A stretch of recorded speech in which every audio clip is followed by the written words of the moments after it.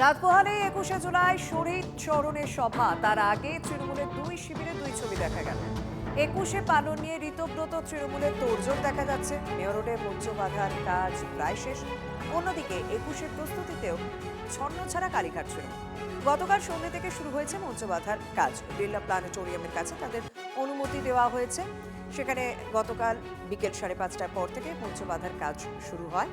যেহেতু রাস্তার একদিক খোলা রাখার নির্দেশ দেওয়া হয়েছে, তাই রাস্তার একদিকেই তাদের সমস্ত তোড়জোড় করতে হচ্ছে। দুটি ছবি আপনাদেরকে দেখাচ্ছে। আর মেয়র রোডের ঋতব্রত শিবিরের মঞ্চ বাঁধার কাজ প্রায় শেষের দিকে। অন্যদিকে আরেক তৃণমূল রয়েছে, আমরা জানি, যারা ইতিমধ্যে এনসিপিআইতে যোগ দিয়েছেন, সেই সাংসদরা আবার দিল্লিতে ২১শে জুলাই পালন করবেন। তাই এই মুহূর্তে গোটা তৃণমূল কংগ্রেসের ছন্নছাড়া ভাব। এক এক শিবিরের এক এক রকম প্রস্তুতি।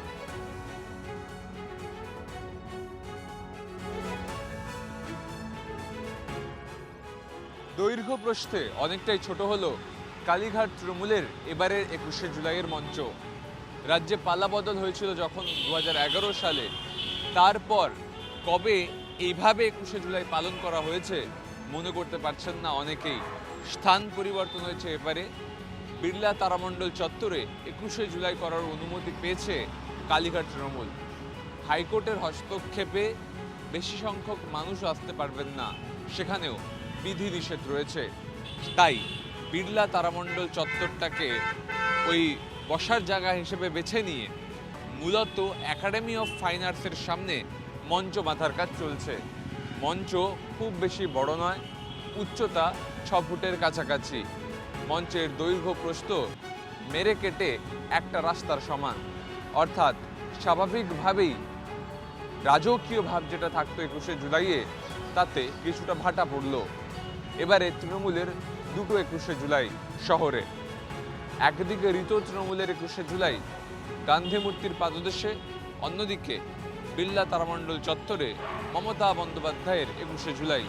যদিও ঋত শিবিরে ছাউনি থাকলেও এখনও ছাউনি নেই মমতার শিবিরে। ক্যামেরায় দেবব্রতর সঙ্গে সুমন, TV9 বাংলা, কলকাতা। এই মঞ্চে কি মমতা বন্দ্যোপাধ্যায়ের ছবি থাকবে? না, আমাদের ছবি তো আপনারা দেখেছেন যে ছবিতে জাতির জনক মহাত্মা গান্ধীর ছবি আছে, সেখানে কবিগুরু রবীন্দ্রনাথ ঠাকুরের ছবি আছে, নজরুল ইসলামের ছবি আছে, বাবা সাহেব আম্বেদকরের ছবি আছে। এই 4টে ছবি নিয়ে আমরা ছবি রেখেছি। আমরা সেই দিন আমরা যারা শহীদ হতে পারতাম তাদের বেশিরভাগই মানুষ আমরা এখানেই থাকব। যতদিন বেঁচে থাকবো ২১শে জুলাই শহীদ তর্পণ করে যাব। শহীদ দিবসে শহীদ পরিবাররাই থাকবে, যারা শহীদদের পাশে দাঁড়িয়ে লড়াই করেছে তারা থাকবে।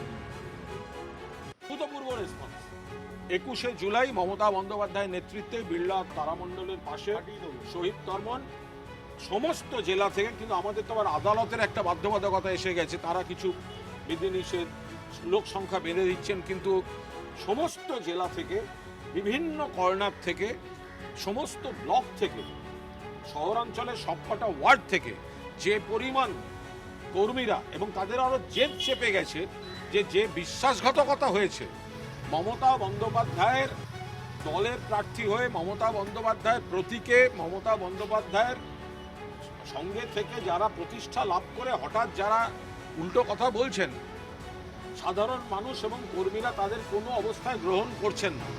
আর যারা সত্যিকারের তৃণমূল কংগ্রেসের কর্মী, আজ তারা সবাই এক জায়গায় দাঁড়িয়ে শহীদ তর্পণ, মমতা বন্দ্যোপাধ্যায় আগামী পথনির্দেশ বার্তা দেবেন, সেগুলো শোনার জন্য সবাই অপেক্ষা করছেন।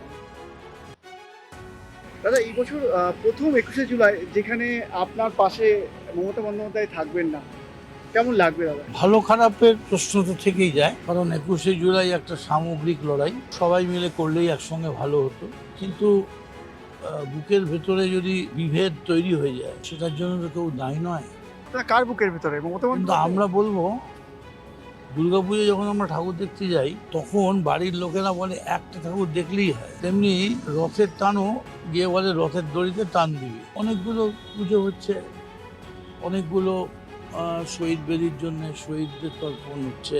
21শে জুলাই শহীদ তর্পণ হবে, वो मेरी वतन की लोगों जरा आंखों में भर लो पानी, এই গান চলবে, অথচ জায়গাটা গান্ধী মূর্তি হবে না, এটা হতে পারে না।